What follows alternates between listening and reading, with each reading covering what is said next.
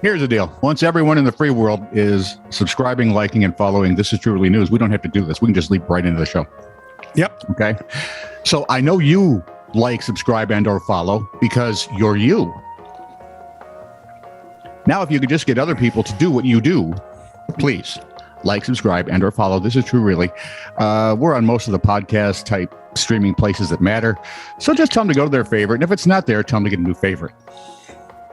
Or complain to their favorite. That would be even better. Actually, you might want to tactfully, not like we do, you might want to tactfully suggest that they make This Is True Really a part of their stellar outlet. This is True Really News with Scott Combs and Tony Vercanis. All the news you're about to hear is true. Really? As far as you know. A 5-year-old child was playing near his house in Calabasas, California recently. As 5-year-olds are wont to do. When he was grabbed by a mountain lion. As mountain lions are wont to do. That dragged him across the front lawn. I don't suppose he's Billy Batson and said Shazam and everything. No, nothing lucky like that. Upon seeing the incident, the child's mother did what any good mother would do. Ran outside and pounced on the lion with a savage fury that will go down in the annals of savage fury dumb. Yes. She punched the lion repeatedly until it released her son. Young lad's in stable condition in Los Angeles. Animal control dealt with the lion who was still hanging around. But his eyes were both wobbly and rolling a little, so. Yeah, I might be punch drunk. I didn't know she was in the house. It would do that. What day is it? Home break-ins happen all the time. You will find the stories that I have for you today are quite moving. Home break-ins happen all the time, but the culprit isn't usually cows. Tasmania, Chelsea Hingston came home to find her own cows had broken into her own house and trashed the place. Chelsea lives in Sprint, Tasmania, said she had locked Sob and Bandit, her 2 cows, in the backyard on July 28th. She moved her cows there due to a storm the night before that had damaged the corral. Oh, okay. Well, this makes sense. She left the next morning, as people are wont to do when they have work. Yep. Locked the 2 cows in. And when she got home, she found that the 1-year-old beasts had pushed their way into her home, trashed the home with what looked like piles of manure on the floor and various debris scattered throughout the living room. After calling their names, I'm guessing loudly, and if they had more than just the first names, those were used too. The middle names as well. Yeah, absolutely. Neighborhood kids, all of them were there. They walked out immediately. She had lost plants, toys, clothing in the incident, thanks to her naughty cows. So she, of course, was not the happiest. She bellowed, yelled, and they immediately walked out of the house. The damage estimated at a whoppering? Yeah. It's a hamburger reference. Yeah. Well, they've got Burger King over in UK, don't they? I just don't know if it's in Russia or, any of the other countries. Probably. Canada has them. I know that. Well, then it's in Russia. Okay. Damage was estimated at $15,000. Wow. I hope these cows are good for eating because they ain't good as pets. I was going to say. By the way, this isn't the first time cows have trashed a house. Others broke in and pooped all over the place in Montana, turning a newly built house into their own, if you will, cow palace. Well, the owners were away. Here's your fun fact. In Montana, by the way, cows do outnumber people, so be warned. After the first post of this strangeness went viral, people asked many questions. Here are the answers.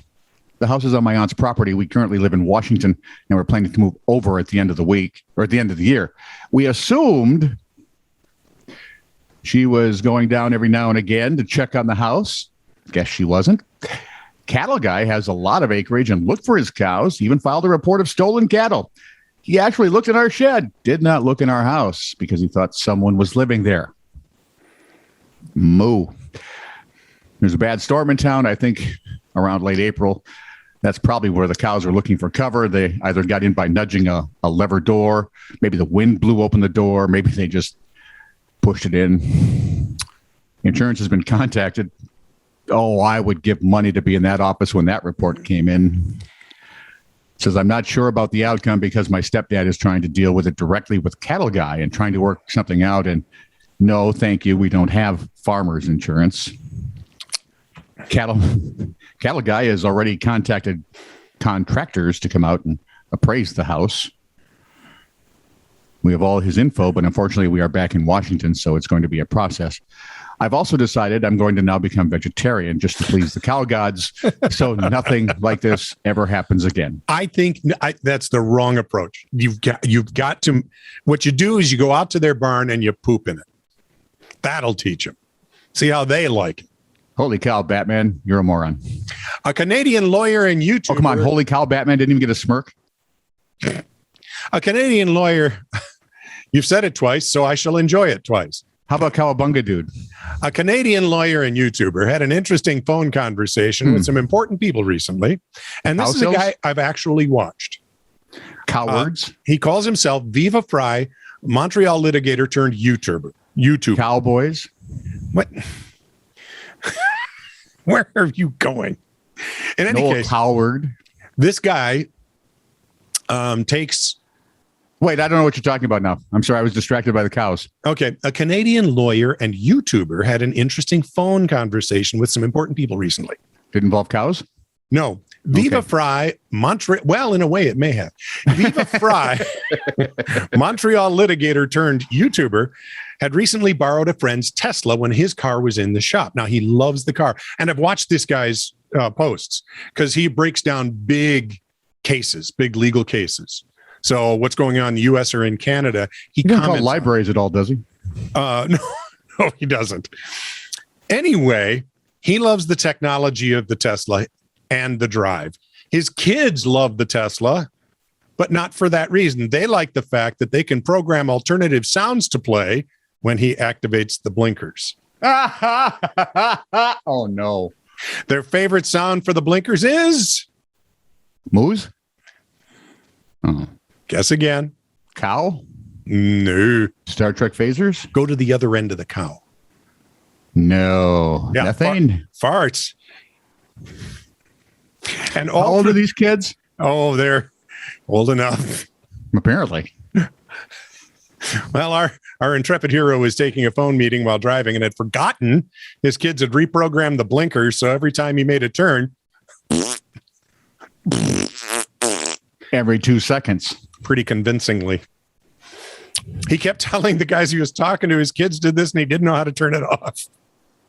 But he was pretty sure they didn't believe him either.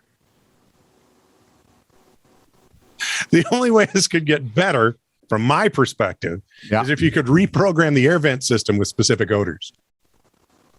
You're an evil being. No, you are. See, look, we got cows.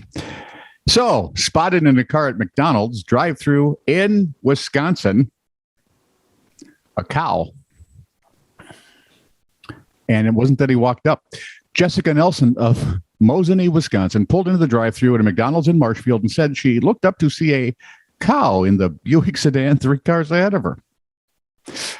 My first thought was, how in God's name can it drive with hooves?